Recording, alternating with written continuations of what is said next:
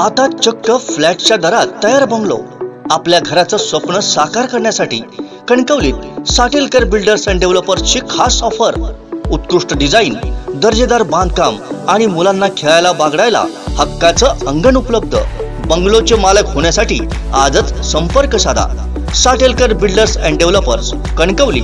Mobile number 9420 73 94 18, 86 057 41 030 आणि 95 45 18 99 89. अंगणवाडीची आज जत्रा होत आहेत आणि या अंगणवाडीच्या जत्रेसाठी खास मुंबई येथून आशिष शेलार आलेले आहेत. त्यांनी दर्शन देखील घेतलेलं आहे आणि आता ते भाजपच्या पक्ष कार्यालयामध्ये आलेले आहेत. खरं तर आशिष शेलार आणि कोकण असं एक जवळचं नातं आहे आणि अटूट नातं आहे आणि दरवर्षी ते न चुकता या जत्रेला येत असतात. कोकणवर एक वेगळं प्रेम त्यांचं आहे.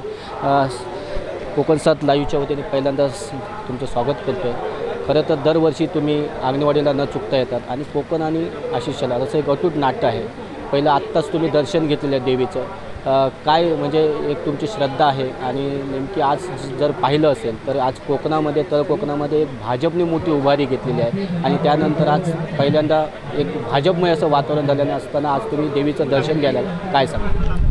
खरं तर मी लहानपणापासूनच आई भराडी देवीच्या यात्रेला येतो आहे, तिच्या दर्शनाला येतो आहे. सगळ्या आठवणी दाटत आहेत, कधी आईबरोबर, कधी मामांबरोबर.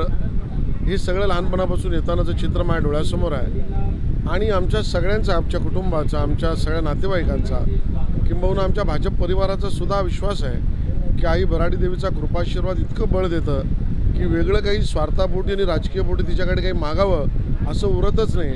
तिच्या कृपाशीर्वादामध्ये सर्वच बळ आहे आणि त्या सगळ्या गोष्टी, ती स्वाभाविकता जी आवश्यक आहे ती देतेच.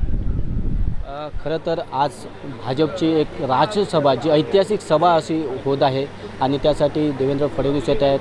अगदी केंद्रातील अगदी नेते मंडळी, महाराष्ट्रातील सर्व नेते मंडळी येत आहेत आणि एक भाजपचं एक ऐतिहासिक अशी एक मोठी महासभा होती आहे. काय सांगा? कोकण आणि भाजप याचं एक अतूट नातं आहे. खऱ्या अर्थाने मध्ये काही विपर्यासवादी राजकर्त्यांनी आम्ही म्हणजे कोकण असं एक आर्टिफिशियल इंटेलिजन्स जसं असतं तसं आर्टिफिशियल एक वातावरण निर्माण केलं होतं. आमचं कोकणाचं नातं आजपासून नाही आहे. अगदी मुंबईमध्ये पहिल्यांदा जनसंघात निवडून आलेले वामनराव परब हे पण आमच्या तळ कोकणातले होते आणि इथपासूनचं नातं आहे. पण कोकणामध्ये मोठ्या प्रमाणामध्ये पहिल्यांदाच आम्हाला वेगळं लढण्याची संधी मिळाल्यावर जनतेचा आशीर्वाद इतक्या मोठ्या प्रमाणात मिळाला की आमचे नगरपालिका असतील, सरपंच असतील, ग्रामपंचायती असतील, या सगळ्यामध्ये मोठ्या प्रमाणात जनप्रतिनिधी निवडून आले. त्या सगळ्या शिलेदारांचं अभिनंदन आणि कौतुक करायचं आहे. ज्या मायबाप जनतेने, कोकणवासियांनी आम्हाला निवडून दिलं त्यांच्यासमोर हात जोडायचे आहेत आणि चाकरमानी आता मुंबईतल्या भाजपच्या बाजूनेच आहेत. हे वातावरण आणि एकतूट नातं हे आज महाराष्ट्र बघणार आहे.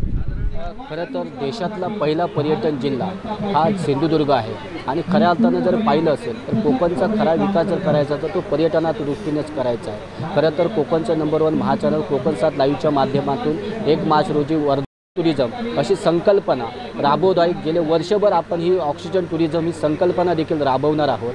तर या संदर्भात आपली काय अभिप्राय? मला असं वाटतं अतिशय अभिनव, कल्पक आणि नाविन्यपूर्ण असा हा प्रयोग आहे. मी तुम्हा सगळ्यांना आणि तुमच्या टीमला त्याबद्दल अभिनंदन करीन. हा जिल्हा पर्यटन जिल्हा झाला, घोषित झाला, त्यानंतर सरकारी माध्यमातून होणाऱ्या कामांची गती काय याच्यावर मी भाष्य करणार नाही. पण जनसहभागिता असल्याशिवाय अशा पद्धतीची व्यापक कार्य होऊच शकत नाही आणि त्यामुळे ती जनसहभागिता करण्याचं काम आपल्या माध्यमातून अशा अभिनव कल्पनेतून होत आहे. मी त्याचं स्वागत करतो आणि मला असं वाटतं ही संकल्पना सामान्य कोकणवासियाची स्वतःची आहे, इथपर्यंत ती पोचेल अशा शुभेच्छा सुद्धा देतो. एक शेवटचा प्रश्न. खरं तर केंद्रीय मंत्री नारायण राणे यांनी सत्तेमध्ये असताना पहिल्यांदा कोकणामध्ये कॅबिनेट आणलं होतं आणि त्यानंतर आज या ऐतिहासिक सभेनंतर आज महाराष्ट्राचं अर्ध कॅबिनेट हे सिंधुदुर्ग जिल्ह्यात येत आहे. तर तळ कोकणाच्या अजून जरी काही आशा अपेक्षा आहेत तर या सभेने त्या पूर्ण होणार काय? तुम्ही एक मोठं पॅकेज आज कोकणासाठी मागणार आहात काय? सभा हे कोकणचं आणि भाजपचं, तळ कोकणाचं, सिंधुदुर्गाचं आणि भाजपचं नातं किती मजबूत आहे स्पष्ट करणार आहे.